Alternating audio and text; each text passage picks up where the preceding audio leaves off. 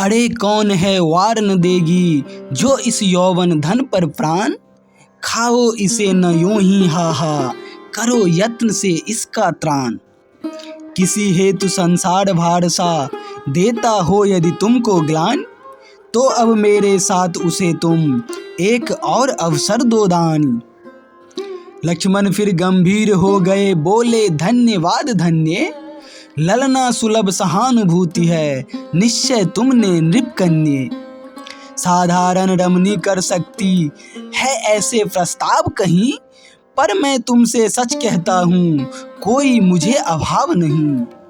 तो फिर क्या निष्काम तपस्या करते हो तुम इस वय में, पर क्या पाप न होगा तुमको आश्रम के धर्म क्षय में।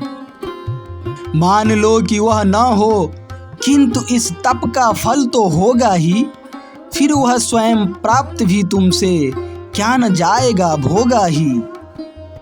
वृक्ष लगाने की ही इच्छा कितने ही जन रखते हैं, पर उनमें जो फल लगते हैं क्या वे उन्हें न चखते हैं। लक्ष्मण अब हंस पड़े और यूं कहने लगे दुहाई है, सेंत मेंत की तापस पदवी मैंने तुमसे पाई है।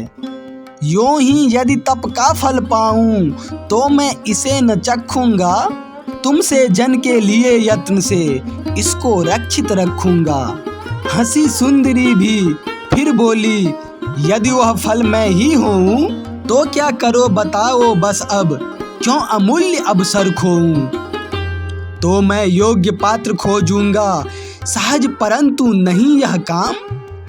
मैंने खोज लिया है उसको यद्यपि नहीं जानती नाम। फिर भी वह मेरे समक्ष है चौंके लक्ष्मण बोले कौन। केवल तुम कहकर रमणी भी हुई तनिक लज्जित हो मौन।